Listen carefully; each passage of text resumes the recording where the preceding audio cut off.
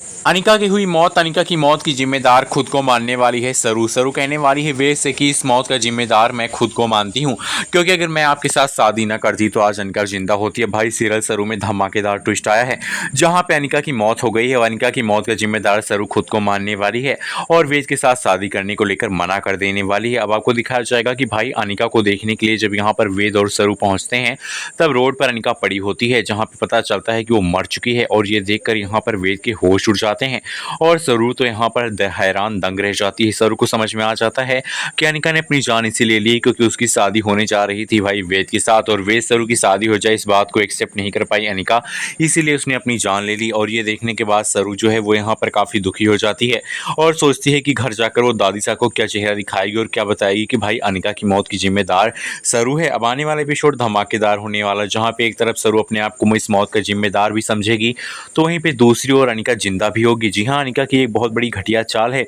अनिका तो वैसे भी चाल चलने में माहिर है, तो अनिका ने फिर से ये चाल चली है ताकि वो सरू को कहीं ना कहीं डिसअपॉइंट कर सके और इस शादी को रोक सके ताकि वेद की और सरू की शादी ना हो।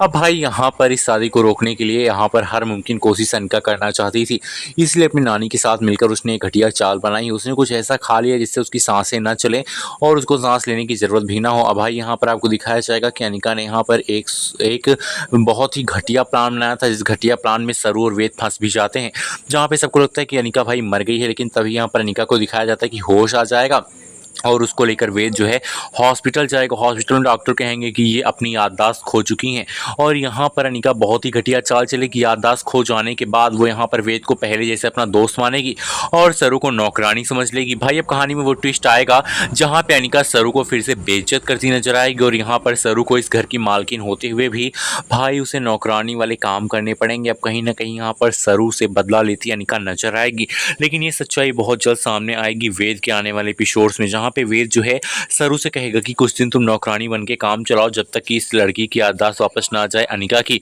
और अनिका की याददाश्त जब वापस आ जाएगी तो हम तुम्हें यहाँ पर फिर से अपनी शादी का हम यहाँ पर सच बता देंगे, उसको हम शादी करेंगे।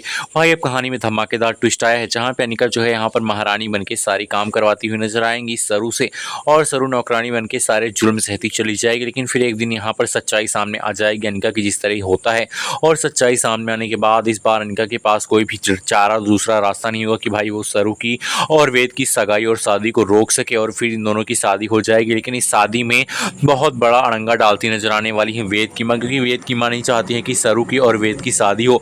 वो सरू को अपने घर की बहू के रूप में तो देखना ही नहीं चाहती हैं। उन्होंने तो यहाँ पर ये सोचा भी नहीं है कि वो सरू उसको अपने घर की बहू बनाकर लेकर जाएंगी। फिलहाल कहानी में धमाकेदार ट्विस्ट एंड ट्रैक तो आते ही रहते हैं, तो यहाँ पर अनिका की मौत का ये ट्रैक कहानी में क्या नया धमाका करेगा, अगर आपको पता है फिर आपको कोई भी शंका है तो कमेंट करके हमें जरूर बताएं। वीडियो को लाइक करिए, चैनल सब्सक्राइब करना न भूलें।